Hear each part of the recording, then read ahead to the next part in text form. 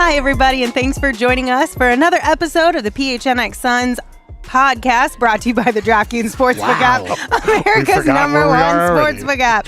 Don't forget to hit that like button, subscribe wherever you get your podcast, and leave us a 5-star review.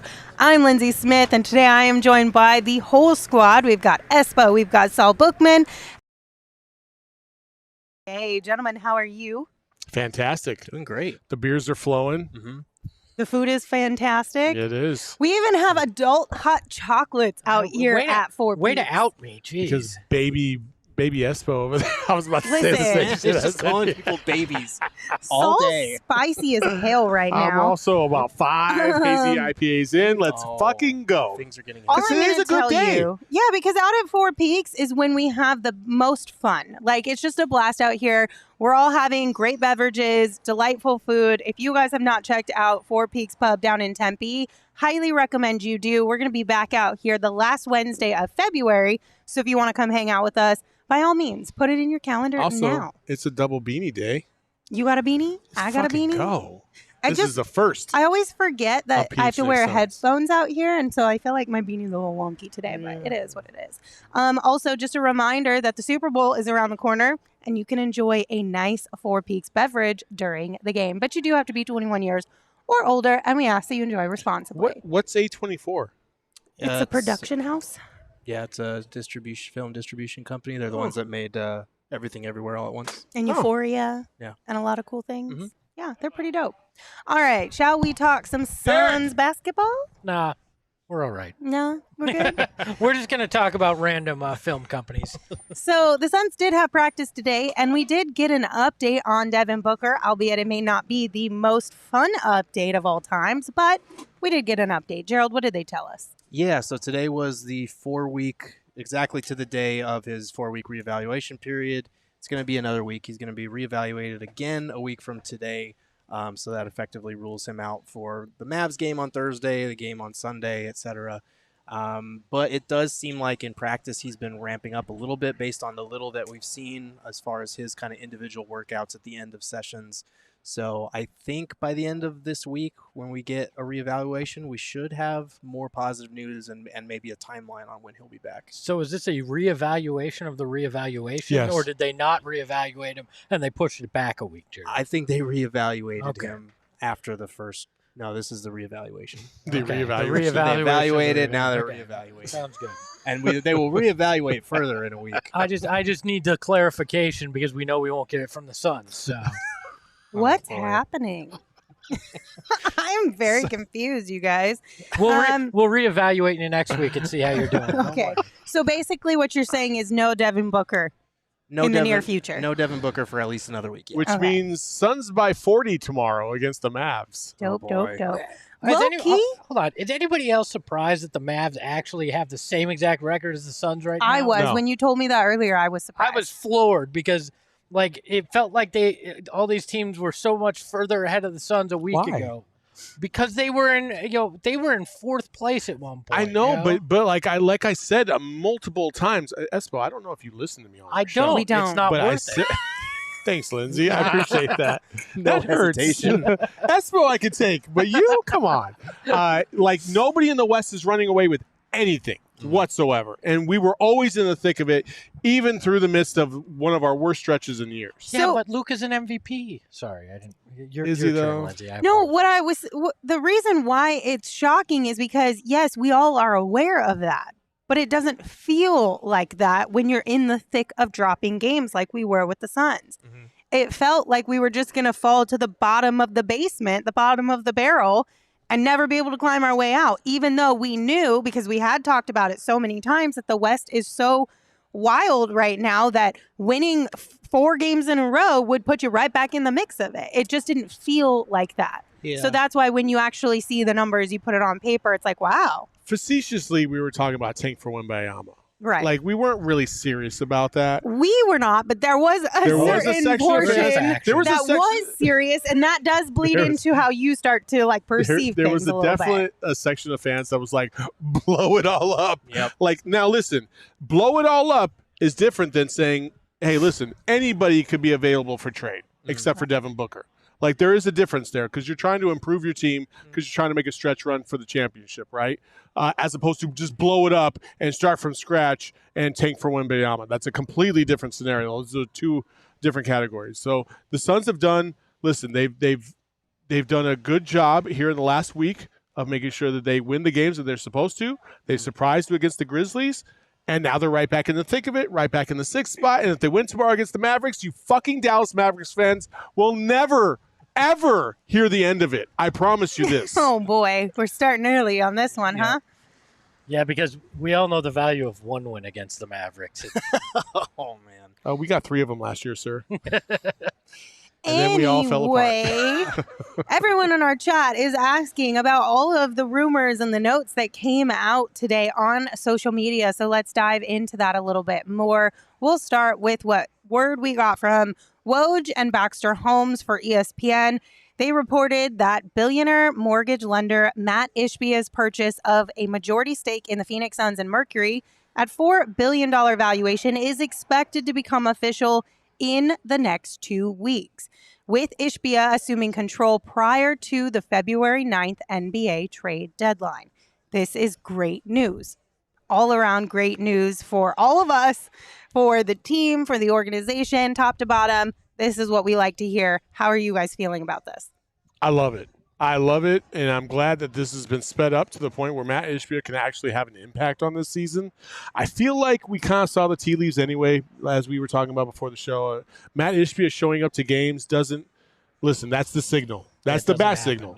Yeah. That doesn't happen unless things are going in a very, very positive direction and close to the finish line. And – listen, I'm excited. I'm really excited. I think the fan base is excited because now they feel like they genuinely have an opportunity to make a difference this season and get us as close as we possibly can, depending on the moves that are made, to a championship. Yeah, it feels like it's all coming together as far as giving the organization full autonomy over its own decisions ahead of a trade deadline where, maybe the drastic roster shakeup that we were talking about a few weeks ago isn't as necessary, but you still need to bring in pieces. You still need to address the secondary ball handling behind Chris Paul.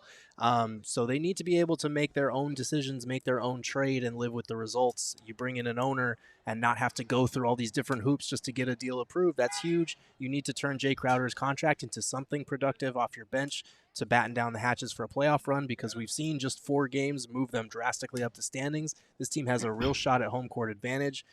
So this is huge that it's all coming together, and hopefully it does indeed get done before February 9th. Yeah, for me, I think that the terms of the agreement with the disgraced future former owner, hopefully that's one of the last times I have to say the DFFO. Just call them the DFFO. Yeah, I'd forget that even more than that. I think that was strategically leaked because it put the pressure on the NBA to ensure this deal was done before the trade deadline.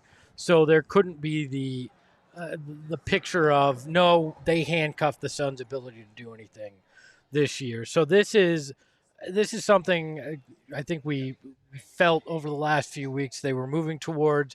This is the final signal. Hopefully it happens more than like the day before, but I'm pretty sure Mat Ishbia has major influence in anything going on around there right now. Well, you would think, because they're already letting him in the building, not just what we got to see from the public eye, but what Gerald also told us behind the scenes a week or so ago before we did see him at the actual game, that they kind of cleared everybody out of the practice facility to set up for what appeared to be kind of a casual business meeting of sorts. You know what I mean? So if they're allowing him to come in, start meeting these people in a more formal type of setting, you got to think that we're mostly completely done with this process. Yeah, and to be clear, I'm not 100% sure that's what they were doing when they set up, but, the next day after he attended his first home game, he did get to meet Monty and the team. So they're definitely, and Monty was able to answer questions about it. Obviously it's not official yet, but it's very clear that the steps are being laid, the groundwork's being laid for this to happen sooner rather than later. Now, in the written portion of this report, it was brought up that Ishbia now will own over 50% of the team. I asked around, got some insight of what's going on with the remainder of the team. It sounds like the minority owners have to sell or divest about 50% of their shares of the team in this sale. 50% of what they own. But Okay. they have the option to keep the other 50% if they so choose. So some of these minority owners, Najafi, Garvin, Larry Fitzgerald, even I'd imagine, may have the opportunity to stay on with this group. But Mat Ishbia holds a more than 50% ownership stake in the team once this is ratified, which is significantly more than even Robert Sarver owned. He only owned around 33 to 35%. So Mat Ishbia will definitely be in control here, and we'll see how the rest of the minority ownership shakes out. I mean, as he should. Like, if I'm coming in and I'm dropping, what is it, $2.8 billion that he's actually putting up for this purchase, I want to have more than 50% ownership as well. I don't want it just to be a document that's like, I'm the majority owner or whatever. Like, I actually want to own all of it. Yeah. And then spread it out as I see fit if I want to bring in additional investors, And I'd imagine the long-term plan is probably to buy out the rest of the minority owners if they choose to keep that 50% at some point. But we'll see how that all shakes out. A lot of this sounds like it was contractual as part of their original agreement to become minority owners with the former group. So I think listen, I think you might be underestimating a little bit the other owners in this whole scenario, because listen, it's pretty cool to be able to say that you're a partial owner of the Phoenix Suns, and whether you have a controlling stake and you can actually make change, it's still something, right? Like, so I think it's a good thing that Mat Ishbia's got the complete controlling stock because he's got more than 50%. But I don't know if it's really necessary that any of these other pieces would give up their stake, because what's the point? Like, if he controls that dollars, if he controls 51% of it, that's all that he really needs to really make change. Yeah, I mean, he's in control. The other people are along for the ride. Right, Yeah. but I think the reason why that he put in there that they have to give up 50% of whatever they currently own is so that he could potentially bring in his own investors. It's almost like it's taking back some and then also maybe an incentive to just get completely bought out so he can bring in his people. True. And listen, that's how we were talking about when it came to Colangelo to Sarver and Sarver to Ishbia, right? There's a percentage increase in terms of the value of these things. And so I would agree with that. I didn't even think about that really, is that, if you force out these guys, they're going to make a significant profit no matter what. Yeah. And then you bring in other people who can contribute to the bottom line, and then they're going to make a profit either way anyways. So, yeah, that's a good point. Well, Ishbia is definitely going to make some changes around these neck of the woods. And if you'd like to make some change, check out the DraftKings Sportsbook app. Right now, 4 NFL teams remain, 2 conference championship games, and only a few more shots to win big on the playoffs. She had asked me if that's a good segue. I was like, yeah, that's good. So if you hated it, blame's all. DraftKings Sportsbook, an official sports betting partner of the NFL, counting down to Super Bowl 57. Right now, new customers can bet just $5 and get $200 in free bets instantly. So if you have not already, be sure to download the DraftKings Sportsbook app. But make sure you use that promo code PHNX because new customers can bet $5 on the conference championships and get $200 in free bets instantly. Only at DraftKings Sportsbook with code PHNX. Minimum age and eligibility restrictions apply. See show notes for details. Also, I have really great news for you guys. We have been teasing the strawberry and cream edibles from OG's for a hot minute. It is official. They are hitting the shelves soon. And as always, you can find them at your local dispensary. You do have to be 21 or older to enjoy, and we ask you to enjoy responsibly. But these are the Happy Balance gummies. They're a 1-to-1 ratio of CBD, THC. If you're new into the gummy space, I highly recommend you hit up Derek Montilla from our D-Back show because he gave me the rundown on like how this specific Happy Balance one works.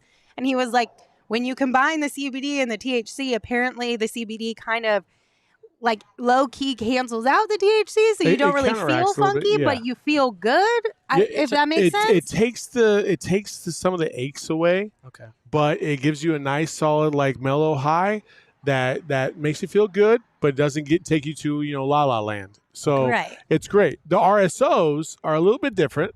The RSOs, honestly, like when I take the RSOs, I feel like I'm getting taken to the Disney version of the Sunken Place. Oh God.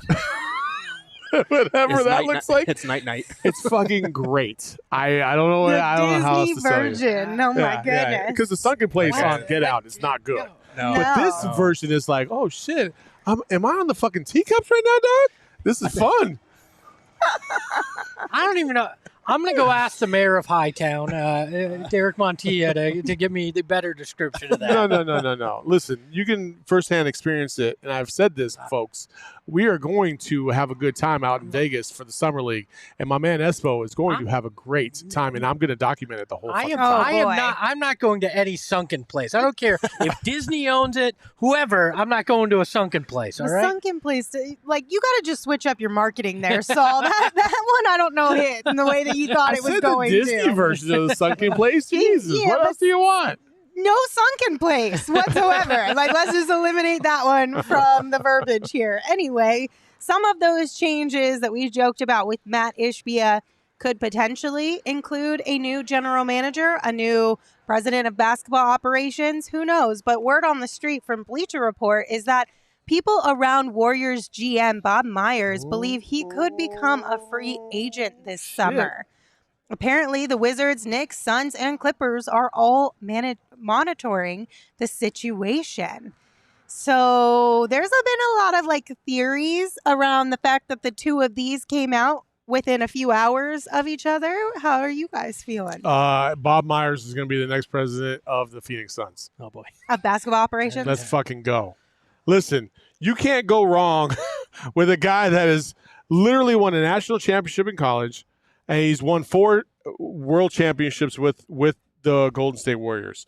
And the aura around the Warriors organization has been so great in terms of personnel, the vibes around the city, the vibes around the franchise, and he has a large part to do with that. And before anybody asks, there is no way in hell that Bob Myers would come here and work under James Jones. That would never happen. No, because you'd be taking a demotion. He's You'd be already the taking- president of basketball operations with the Warriors. You're not going to take a step down, and you're not going to work under a guy who doesn't have the accomplishments that you have. To me, Mat Ishbia is a champion himself, right? He views himself of the of the tree of Tom Izzo. Even though they got housed by U of A in the 2001 Final Four, just so you know. Yeah. Just want to throw that out there. I mean, but he still has a ring. Still my boy, but you got housed. Guess what? I mean, he and Myers have that connection with an NCAA championship. Myers has 2 Executive of the Year trophies from the NBA. I think we're going to see the approach that they very much want to bring people in here who have done it before. Championship experience, that mindset. If I'm James Jones, I take this as this was the warning shot. You have 2 weeks to prove yourself a little bit here, to try to do something that shows I'm making a win now move, because what we heard was the report is that they can trade the first round picks, they can take on future salary for a win now move. And that comes directly from the guy paying $2.8 billion to get this franchise. Yeah, I think when reports like this emerge, my natural inclination is to just leave the door open for whatever possibilities. I shouldn't have used that phrase again. I knew it as soon as I was saying it, what I was walking into. This man left the door open to the sunken place. You know, to be fair, Gerald, to be fair, if you can do it on Twitter to all of us, we can do it to you right here on this show. Fair enough. But my natural inclination is to look at it and wonder where it's coming from and to what ends.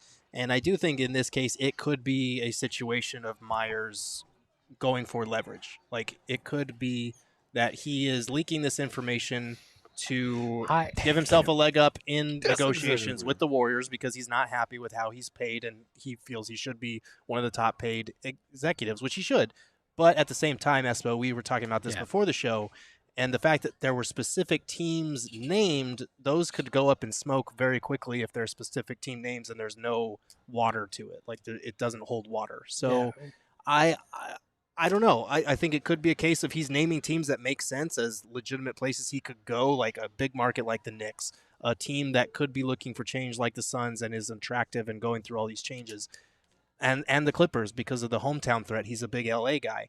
But at the same time, I don't know. Like I just need to see more first. I need to hear from Mat Ishbia when he takes over and get an inclination of which direction he's leading as far as how he wants to do this. See, my thing is, I don't think Myers would name specific names, because if it's not true interest, you've then put yourself in a conundrum. Now, I could see him saying teams are interested. Then these reporters, and there was 3 different gentlemen who were in on this reporting, then went out and connected the dots. Who are these teams that are interested? There is no benefit to say a specific team, because then you've outed a team that already has a president and a general manager, and you've now weakened your position with them by trying to play them against the Warriors. It's not worth it. But you were literally sitting right here not knowing which one of those it is. And that's the point, right? It's like you're throwing teams out that might be interested, or maybe you've just had a casual conversation. Like, listen, like I talked to Mat Ishbia last week. You know, I'm not saying that there's no path forward here. And that's what the reporter took and ran with. Like, I'm not going to debunk any of this, because I think Bob Myers is definitely playing for leverage. But he's also like, listen, if this thing goes awry, the Suns might be right there in the mix to have an outstanding, maybe one of the best executives in the history of the NBA become part of their franchise and completely change the dynamic of that entire building, which is something you can't just scoff off and just kind of blow off. Like, that's a significant thing for this franchise, considering where they're coming from. So, like, I don't really care how it happens or who leaked this rumor. All I care about is this a real deal or is it not? And to me, with Mat Ishbia on the table in the fold right now, I think anything is possible. Let's go. R.I.P. headphone wearers. Just don't become the president reaper like Let's go. Like we got the trade reaper. Okay, so can we speculate just a little bit Haven't here? we been doing that? No, I just want to know 100%, like very specifically, like who y'all think leaked this then, because we had conversations around both. It could be coming from Ishbia's side of things. It also could be coming from Myers' side of things. Who do you think was the one who leaked this? I will tell you who it's not. Who is James it not? Jones did not leak this. That's not the Because question. there I is asked. 0% chance that he wanted that out there. Look, to me, I think it's multiple different places this is coming from. There's probably sources close to each of these teams that let this out. And I don't think Myers is hiding his desire to want to get paid either. So you start connecting the dots. And it would not shock me if Mat Ishbia has been out there having discussions, trying to figure out what his plan is. And that's not to say James Jones isn't that plan, but he's probably exploring his options, because if you invest $2.8 billion in something, you are then going to very much take your time and figure out how to run it right. Yeah, and I mean, it could come from a number of places. My money's probably on the Myers contingent, but it could be Steph Curry's party, because they're not happy with the way that the season has gone, and they want Myers to stay in place and not, like, his contract is up this summer. Steph Curry is close to Myers. It could be a number of places that it's coming from. Steph Curry could just be like throwing names out there just to put some heat on, not recognizing, like what you talked about, Espo, that if you name specific teams, it kind of fractures that relationship. But I don't know. I need to see more before I speculate any further. I do love the fact that they threw out the Wizards. Like, bro, nobody wants to go to the fucking Wizards. Nobody. Like God himself would come back and couldn't resurrect the Wizards. Come on. Well, MJ already tried to do it once. Ouch. He succeeded. Look, he succeeded. He didn't really, but all right. I don't know where I was going, because Gerald threw me completely off. Oh, Myers isn't going to the Clippers because he looks like the Walmart Rob Pelinka, and you don't want to be the second most attractive president of basketball operations. Listen, Bob Myers can write his own ticket anywhere he wants to go. Like, and if the Warriors don't appreciate that, then guess what? There's 29 other franchises that will. Like, literally any. If you're sitting here telling me that these are the only 4 franchises that would be interested in Bob Myers, you are high and out of your mind. No, I'm not saying. No, I know you're not saying. I know, but I don't those think are the they're reports. saying they're the only ones. I'm saying maybe these ones are the ones that have actually had more conversations behind the scenes. And guess what? More people will be coming into the fray once they hear this news, for sure. Okay, so I have a secondary question because I've only ever really paid attention to general managers coming and going from the Suns organization over the last handful of years. Usually you get fired or you get extended while you're in the middle of your contract. How often do you come to the end of a contract without being extended? Does that happen a lot? When people don't appreciate what you bring to the table, sometimes that happens. Listen, the value and the money have to meet up. Mm-hmm. And sometimes franchises, because of the success, it can blur things. Like think about the 90s Bulls, right?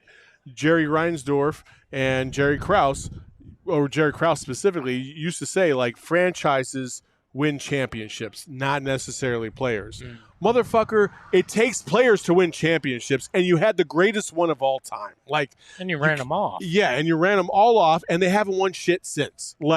So sometimes your perception doesn't necessarily match up with the reality. And if this franchise with Joe LaCobb doesn't realize how much Bob Myers brings to the table, then you can easily see how this could maybe get a little diverted from time to time. But I actually do think at the end of the day, Bob Myers isn't going to go anywhere. Well, I think you're right, and it's the Pat Riley disease of more, right? You win, then guys want to get paid. Everybody gets a little bit more of an ego. They all want to take their slice of the pie and their credit for it. And ownership may be scoffing at whatever the number is. This may be a dance because they both are trying to get the number that they want. And in the end, I don't see why you would break up a relationship like this that's had so much success in the end, but egos do complicate things. So maybe it comes to that, and a team like the Suns or Clippers, whoever, get lucky and wind up with a really great executive. Are you on board? If Ishbia brought in Myers, would you be happy? Fuck yeah! All right, what are we even talking about? I'm just checking. I just wanted to make sure. Well, let's look around the organization. I think that would mean there'd be 4 rings there finally, because I'm not sure there's a lot of championship pedigree in the building. Not only that, but listen, I like James Jones as a person. He's a good guy. He's personable. But you know what? If I get the chance to get Michael Jordan, even though I have, I don't know, what the fuck, Magic Johnson, I'm going to take Michael Jordan every time. Okay. I'm just checking. Jason in the chat makes a good point. He says, remember when Windhorst said that he was, quote, quote, impressed by the names he was hearing? So in that sense, Myers makes a lot of sense. Yeah. That's true. That's true. And he hasn't, quote unquote, hired them yet, right? Mm-hmm. He's just had the conversations with them about hiring them in the future when all of this is completely finalized. Mm-hmm. So I don't know, but it's a fun thing to keep an eye out on, and I'm really enjoying all of the news that's being leaked and all of these reports that are coming out around the Suns, because they all seem to be positive for us, right? Finally, we've turned the corner, and all of the leaked news is no longer negative. It's all positive. So, y'all, we're here. Things are happening, and I'm so excited. We don't have to pretend anymore. Don't have to live in fantasy land anymore. We've reached the other side of hard, maybe? Oh, yeah. Maybe, just maybe. Listen, I do want to tell you guys about Underdog Fantasy, a fantastic app and website. Underdog does daily fantasy sports differently, and the Pick'ems game is one of the best games on the app. You just pick higher or lower. It's literally as simple as that. It could be for points. It could be for rebounds or whatever else you want to go higher or lower on. And you can add up a bunch of different legs and potentially win even more money. Underdog Fantasy is so much fun. And as I've told you guys many times, we do have a fantasy show here at PHNX. So check it out if you have it. And it's really easy to get started. Just go to underdogfantasy.com or download the app. But make sure you sign up with that promo code PHNX, because when you use that code, Underdog will match your first deposit up to $100. They're literally going to give you free money to play with, so make sure you take advantage of it. And then you can take your earnings from the Underdog Fantasy app and you can go get yourself a mighty fine burrito from our friends over at Burrito Express. Obviously, their location in Tempe is one of our favorites, but they do have locations all around the valley. They hooked us up yesterday at the offices with burritos for lunch.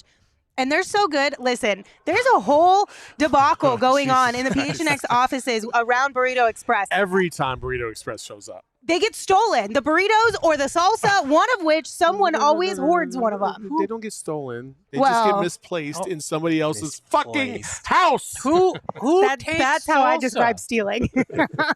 Who takes salsa? When it's not good, you gotta hoard it. It was like 40 pieces of salsa, half red, half green, and all of a sudden, magically, gone. Look, What people have picked Jesse Friedman as the guy. I don't see Jesse doing that. I think it might be I think you because underestimate Jesse Friedman. he just moved into a new home, right? Mm-hmm. Maybe the fridge was empty, and he just felt like, I need something in there. I need 48 containers of salsa. I need salsa, damn it. It's funny how, Jesse is very much this like quiet guy that everybody thinks, oh, he would never do anything. It's the quiet ones you have to listen to and you have to watch all the time. It was 1,000,000% Jesse. I don't care what anybody else says. Jesse left his containers of salsa after he ate one burrito all over the place. I know it was Jesse. So he left a calling card, is what you're saying. Yes, he did. Oh, He did. no. Saul's very adamant about this.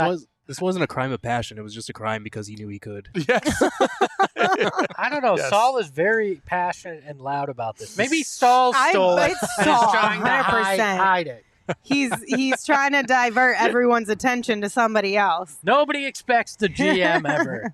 Anyway, over ever at bite the Burrito hand that Express feeds right you. now, if you buy a $25 Burrito Express gift card, you're gonna get a free burrito. So head on over to your nearby Burrito Express location today. All right, you guys.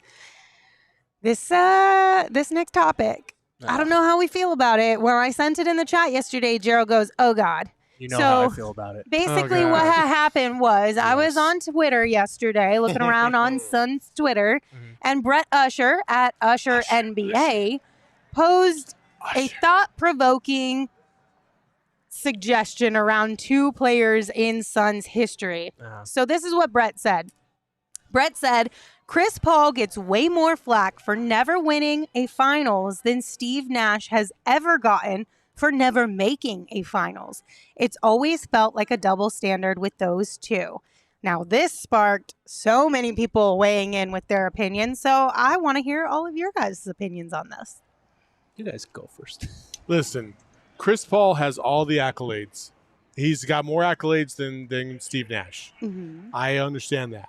But when we're talking about the highest impact for a single individual in NBA history, Steve Nash is better than Chris Paul 1,000,000% all day, every day until the cows come home. What? And the reason why is because two MVPs, number one. Okay. Number two, Steve Nash didn't miss any playoff games ever. Period. Not with the Suns. Chris Paul, always out. You never know when you can count on him. Completely missed like the last 4 games of the 7-game series against the Mavs because he had either COVID or a quad injury. Like, I'm not trying to hear any of that stuff. Steve Nash balled out even with a broken nose. Steve Nash is always and forever will be better and higher ranked than Chris Paul in Suns land. In Suns land. Just in Suns land, but now- not in totality. And like the thing is, it says Chris Paul gets way more flack for never winning a finals than Steve Nash has ever gotten for never making a finals. Like, by your reasoning, if Steve Nash is the better player, he should get more flack for never reaching a finals, right? And look, you can debate. You talk about him changing the game. You can debate who that was. Was it D'Antoni's system and the approach, or was it Steve Nash? And I think it's a chicken or an egg situation. You needed both of them to change the way things were played. So I'm not giving Steve Nash full credit for that because he played before that with the Mavericks. You really think that if Steve Nash wasn't the point guard of that 7 seconds left team, they would have still executed at the highest level with D'Antoni? Is that beanie jammed in your ears? I'm telling I said it's a chicken and an egg thing. No, you couldn't have it without Answer either the of question. them. You think that any other point guard could have run that system? That's why I said both of You're them were necessary so fucking high. to That's make it crazy. happen. That's crazy. Because Nash played without D'Antoni in Dallas, and he wasn't that guy. And he was still successful in Dallas. Yes, but you're talking about he changed the game, and without D'Antoni's system and D'Antoni's thought process, he doesn't get the opportunity to do that. So they needed each other to make that happen. So I'm not giving Steve Nash full credit for changing the NBA. He needed Mike D'Antoni to get there. Oh, let me ask you, how much success did D'Antoni have at other places? How much did Nash have at other places? It wasn't a huge amount of success. He was injured when he went to the Lakers. And he was injured in Dallas. He still got to the Western Conference Finals without D'Antoni. I'm telling, running the same exact system that he ran with D'Antoni with Alvin Gentry. It was D'Antoni's system. So, and I think there's multiple things. Nash didn't deserve at least one of those MVPs. And I know that's sacrilegious to say here. It's 1,000% But true. it's 100% true. He got it because people got sick of giving it to the Shaqs of the world and everybody that was getting them at that time, and they wanted to recognize what the Suns were doing, so they gave Nash those MVPs. He got them because people couldn't decide who was more important, Shaq or Kobe. So that's why Steve Nash got him. Well, that seems like what we were just arguing about last year, where Devin and Chris Paul, people couldn't decide, so neither one of them get it. That's fine. Then we were just talking crap about that. Well, you just admitted then that that Shaq and Kobe probably deserved it over Nash, and they split votes because they were on the same team there. No, Look, I didn't. Chris Paul is a better overall point guard in this league in totality. Yes. In Suns world, sure, Steve Nash was better because you got that 7 seconds or less run, which was fun, lasted longer, and you got those MVPs. And he had running mates like Amari Stoudemire, who made spectacular plays on the other end of those passes, right? But overall, Chris Paul is the better overall point guard in terms of it.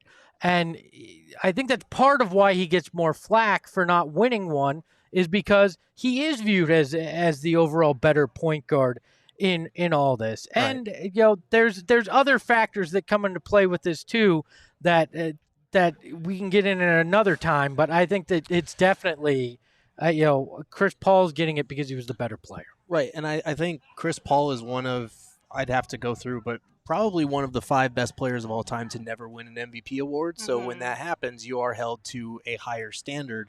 But yeah, I do think it's ridiculous if he gets more flack for never winning a finals compared to a Steve Nash who never made a finals. Like for Chris Paul, the thing for a long time was, he's never made a conference finals. And then he did that. And then it turned to, he's never made the finals. And then he did that. And now, of course, the next logical step is he's never won a finals.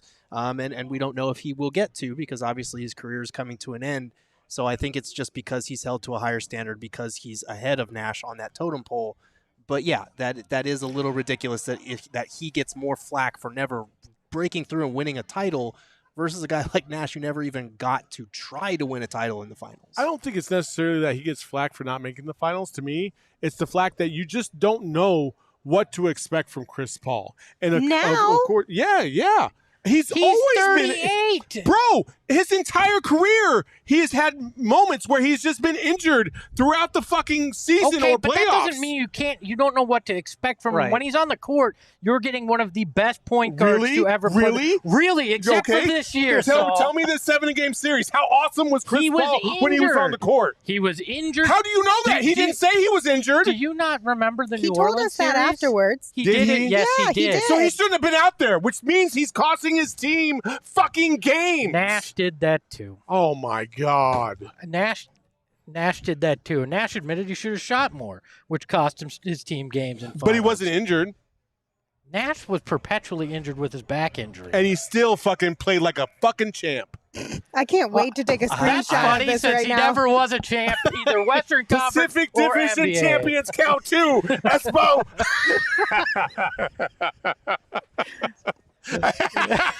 Yeah, it might be a little. I might have too many of these.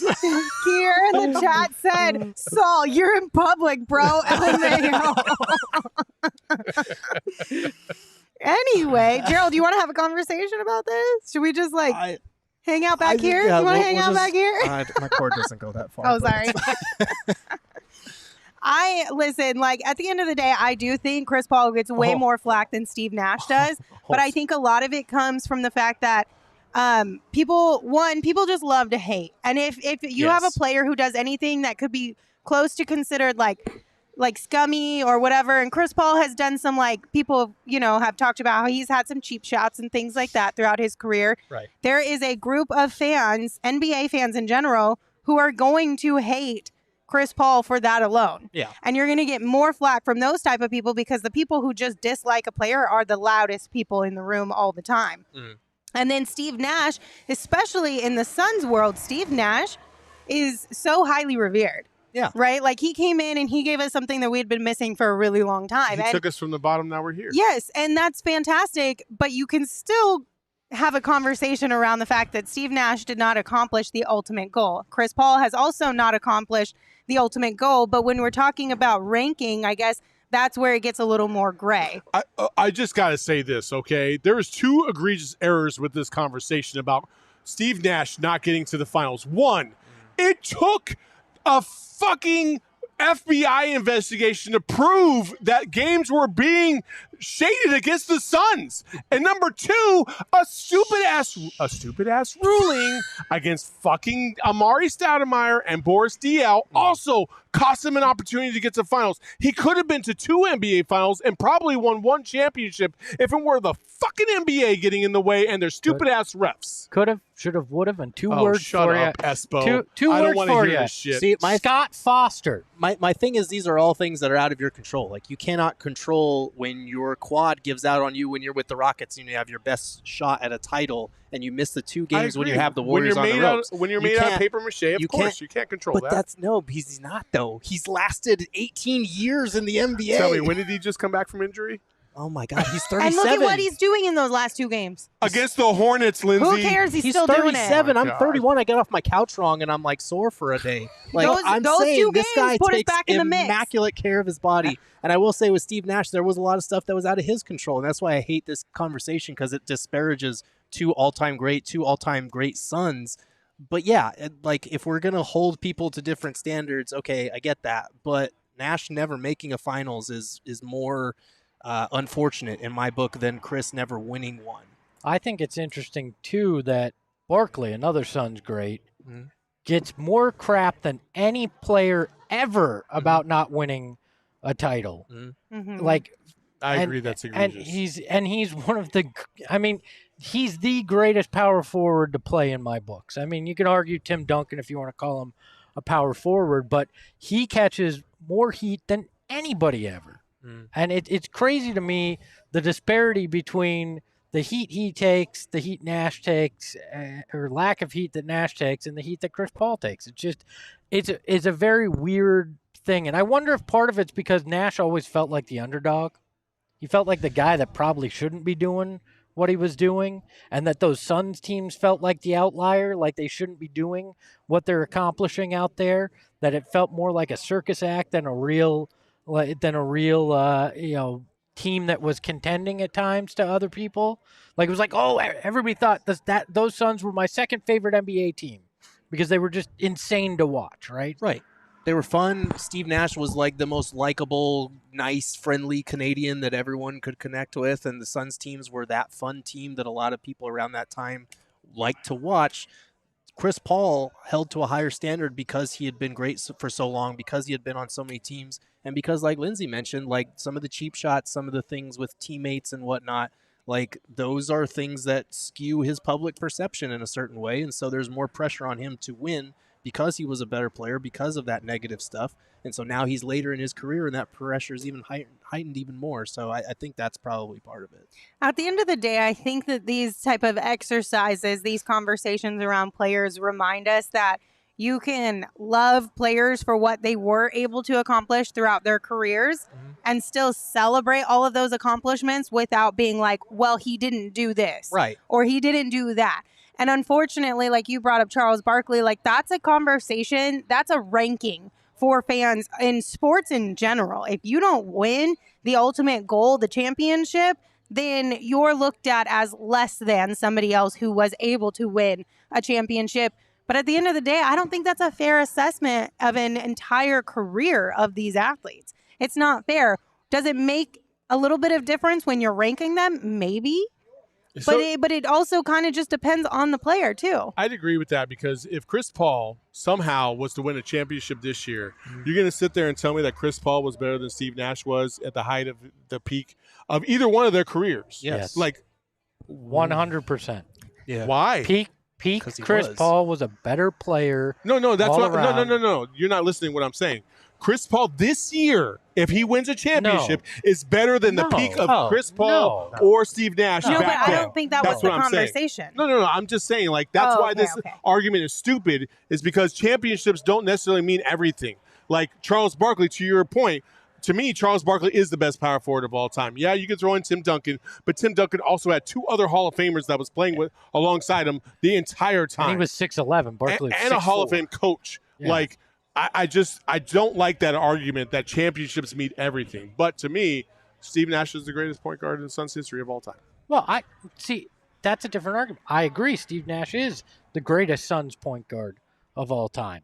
But if we're talking in totality, I think Chris Paul is the greater point guard throughout their career, not just counting Suns. Right. The only point guards who had a better career in NBA history are Magic Johnson and Steph Curry, and that's the list. There's nobody that I would put ahead of Chris Paul in terms of being a point guard in the NBA and their career ahead of him. I don't think you get a nickname don't like you Point God don't you- unless you're one of the top Don't you to do it. besmirch the career of Rod Strickland. Stop it. You were searching for that obscure name you were going to drop Rod on me. Strickland, baby. I love me some Rod Strickland. Look, CP3 was point guard. Steve Nash looked like point Jesus. It's all right. Yeah. I mean, just because he was a step below doesn't mean. That's making me want to throw up. And now the Suns need to find their Messiah because we no. ain't got shit coming right now. Campaign! Oh, Campaign! No? Anybody? No? Okay. All right. Let me just scroll through these comments right quick just to see in case I missed Hello, They got to be anything. special. Hello said Saul's desperately looking for an Espo trade right now.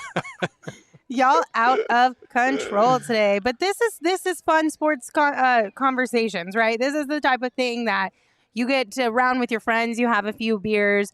You have crazy conversations. You argue, but at the end of the day, you're still friends because we all are allowed to have our favorite players. We're all allowed to have a little bit more allegiance towards one guy over the other. But we can all agree that all three of the guys we talked about today are fantastic basketball players, and we've loved having them in Suns uniforms. Yes, we have. So, The chat wants to know why you hating on Tyler Ulis and Xavier Dowdell. I'm looking at it. I mean, Connor and Coda Kid. Who? I wanted to know that. I don't Sorry, know who those guys, guys that are. was I disrespectful. I deleted that from my memory. I have no idea who those oh guys my are. goodness. All right, gentlemen, this was a fun show. It got crazy. I'm so excited to see the screenshot of me hiding behind like over here while you two are just feuding with each other. That's going to be my new Twitter like banner in the background. Can I say something real quick? Yeah. Listen, this has been a fun event. We always do this once a month. You should come out. We had our guy Stetson over here just chilling with us today. It's been phenomenal. Like, we got a bunch of other people, Coyotes pizza come through, some Diamondbacks pizza come through. Like, come out, hang with us. We buy you beer. We have a good time. We chill with you, and we tell you what we really think, which Espo does half the time. Yeah, that's So- the best part is you get a little bit of the scoop type stuff behind the scenes. Lindsay drops some F-bombs. It's fucking awesome. Like, come out and hang with us. And you don't have to stay all day. On your lunch break, pop in, eat some great food. Four Peaks has bomb food, not just the chicken tenders. I know that's the one we talk about the most because we love it.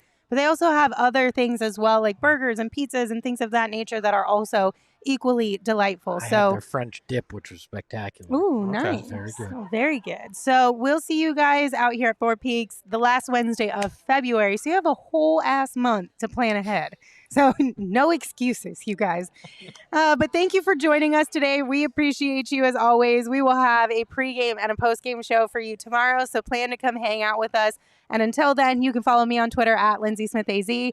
You can follow Gerald at Gerald Bourget. You can follow Saul at Saul_Bookman. And of course, you can follow Espo at Espo. Espo, take us home. Just because you yell doesn't mean you don't love each other. Ahoy, hoy. Hey yo, my lifestyle is retro. Tell the Phoenix Metro. Megas in control and he ain't never gonna let go. PHNX though, Lindsey, Gerald, Espo. Saw past the ball, we here to turn up the tempo. Got to understand me, I'll always rep the family. Rally in the valley like